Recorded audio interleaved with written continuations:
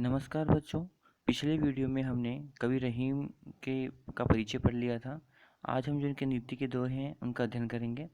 सबसे पहले इन तीन के कठिन शब्दार्थ को देखिए। बड़ेन होता है बड़ेन को, बड़ों को। लघु यानी छोटा। डारी का होता है त्यागना। और सादे का होता है साधना। और मूल ही होता है जड़। अघाय अघाय होता है भरपूर। आगे लिखिए। कदली होता है केला। सीप का सीप। भुजंग का सर्प। स्वातिक नक्षत्र होता है, समय होता है। तैसो ही वैसा ही। दीन यानी होता है प्राप्त होना। चलो व्याख्या देखते हैं इसके। कि कवि रहीम कहते हैं कि देखी बड़ेन को, बड़ों को देख करके लघु न दीजिए डारी, छोटों को हमें त्यागना नहीं चाहिए, क्योंकि जहाँ पर सुई काम में आती है वहाँ तलवार काम में नहीं आ सकती। कहने का मतलब ये है कि हर व्यक्ति, हर वस्तु का अलग अलग संदर्भ में उसका महत्व होता है। तो छोटों को उसकी लघुता को देख करके उसे त्यागना नहीं चाहिए, क्योंकि छोटों का कार्य अलग जगह होता है, बड़ों का अलग जगह होता है। इसलिए कि हमें छोटों बड़ों को देख करके छोटों का त्याग नहीं करना चाहिए, क्योंकि जहाँ पर सुई काम में आती है वहाँ तलवार काम में नहीं आ सकती। आगे है। एक सादे सब सदे, जब एको साधने से, एको कार्य करने से जब सारे काम सज जाते हैं, सारे कार्य पूर्ण हो जाते हैं। जिस तरह से रहीम जी कहते हैं कि मूली ही सींची बुक की, जब जड़ सींचने मात्र से ही जब पूरा वृक्ष फल फूल से लद जाता है, भरपूर हो जाता है, तो उस वृक्ष की पत्तियों डालियों को सींचने की क्या आवश्यकता है। तो यहाँ पर एक इस तरह में मान सकते हैं कि जो व्यक्ति एक से अधिक ईश्वर को मानते हैं, कि जब एक ईश्वर की साधना करने से ही हमारी सारी इच्छाएं, सारे संकट दूर हो जाते हैं, तो हमें सभी को साधने की या फिर उसकी भक्ति करने की आवश्यकता नहीं है। जिस तरह से जब जड़ को सींचने मात्र से ही सारा वृक्ष हरा भरा हो जाता है, फल फूलों से लद जाता है, तो फिर उसे उनकी पत्तियों डालियों को सींचने की आवश्यकता क्या है।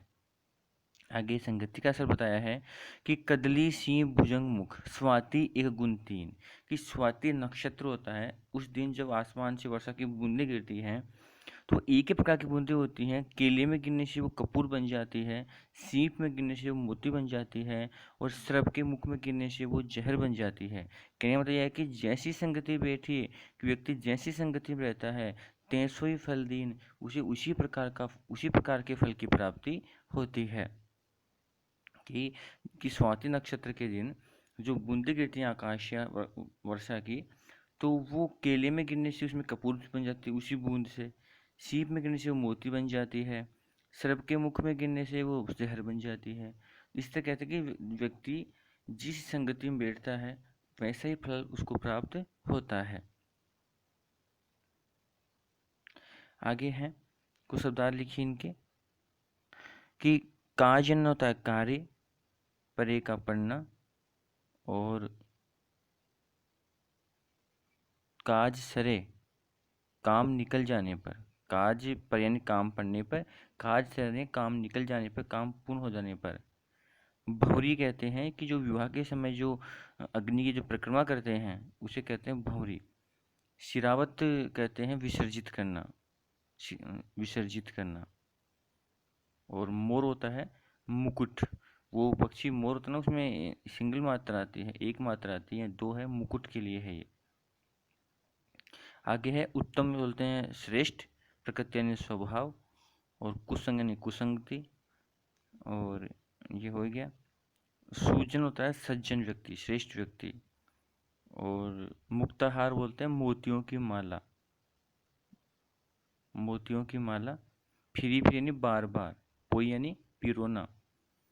और ये शायद आपके गोल कक्षा में शायद 9th में आया हुआ है। तरु यानी वृक्ष। सरबर बोलते हैं सरवर, सरोवर। पियई यानी पीना। पान यानी पानी। और पर काज यानी परोपकार के लिए, परहित के लिए। संपत्ति यानी धन। संचय यानी संचित करना, इकट्ठा करना। सुधा यानी सज्जन व्यक्ति।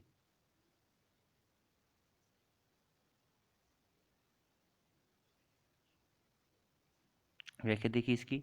कि इस संसार में लोगों का व्यवहार अलग अलग होता है। कि जब काम होता है किसी से तो उसका व्यवहार कुछ और है, किसी एक तरह का होता है। काज सरे कुछ और काम निकल जाने पर उसके व्यवहार में परिवर्तन आ जाता है। जिस तरह से भंवरी के बहे विवाह होने के उपरांत नदी सिरावत मोर उस मुकुट को जो दूल्हा होता है वो नदी में विसर्जित कर देता है, बहा देता है। हमारे तो यहाँ ऐसी परंपराएं नहीं हैं, लेकिन कहीं कहीं ऐसी परंपराएं हैं कि जो दूल्हा जो मुकुट रखता है सिर पर, विवाह के बाद उसे नदी में विसर्जित कर दिया जाता है।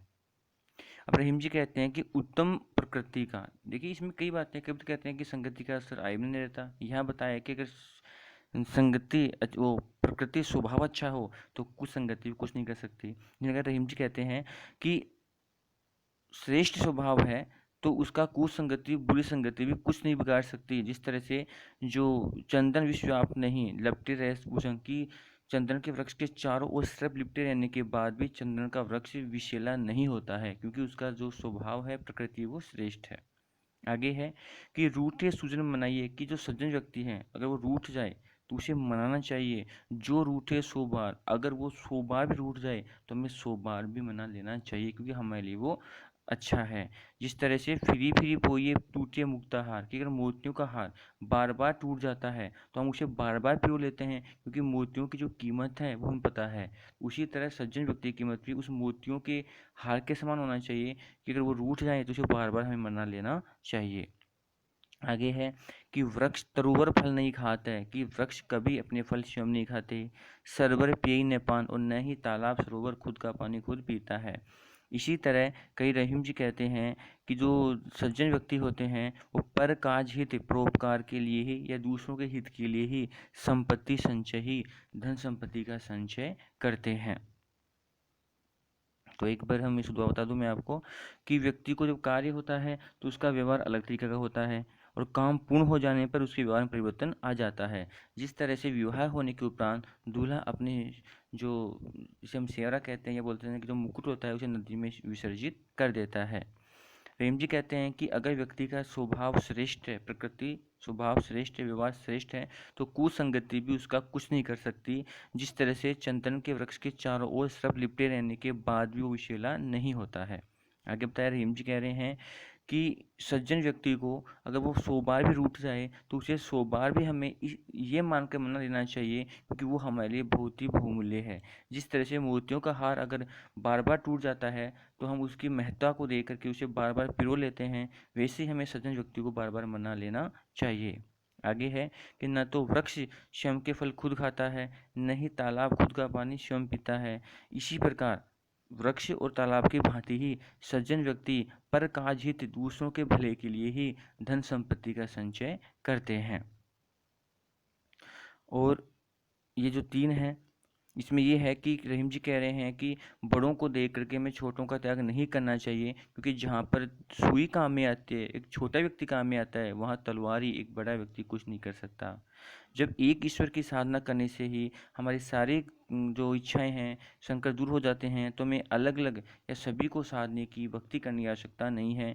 जिस तरह से एक वृक्ष की जड़ सींचने मात्रा से जब पूरा हरा भरा हो सकता है तो पूरे वृक्ष को सींचने की आवश्यकता नहीं होती है। आगे है स्वाति नक्षत्र के दिन जो वर्षा की बूंदें गिरती हैं या केले में गिरती हैं तो वो कपूर बन जाती है, सीप में गिरने से वो मोती बन जाती है, सर्प के मुंह गिरने से वो जहर बन जाती है। इस कहने का मतलब ये है कि व्यक्ति जैसी संगति में बैठता है उसे उसी तरह का फल प्राप्त होता है, क्योंकि स्वाति नक्षत्र एक है, समय एक है, वर्षा की बूंदें भी एक ही प्रकार की है, लेकिन वो केले के संगति में आई तो कपूर बन गई, सीप की संगति में आई तो मोती बन गई, और सर्प की संगति में आई तो वो जहर बन गई। तो ये सब संगति का ही असर है। अब देखिए यहाँ पर संगति का असर हुआ ये कह रहे हैं रहीम जी, और यहाँ पर कह रहे हैं कि संगति का असर नहीं होता है। तो यहाँ पर है कि उत्तम प्रकृति होती है तो संगति बुरी संगति भी उसका कुछ नहीं बिगाड़ सकती। और अगर हम अपने आप पर नियंत्रण नहीं है तो हमें कोई भी किसी भी तरह अपने व्यवहार से प्रभावित करके हमें गलत मार्ग पर या गलत दिशा में बढ़ा सकता है। तो इस तरह से हमने आज जो 6 जो इनके 6 के 7 हो गए दोहों के बारे में पढ़ा है, तो इसे ध्यान से पढ़ना। और व्याख्या जिस तरह से मैंने 2 पाठ करवाए हैं वैसे मैं आपको सॉरी जो संदर्भ प्रसंग वगैरह हैं विशेष हैं तो इसे फर्स्ट और सेकंड पार्ट का हमने की है, वैसे स्किप कर लेंगे और इन व्याख्याओं को 1-2 बार पढ़ें। ये बिल्कुल ज़्यादा इतनी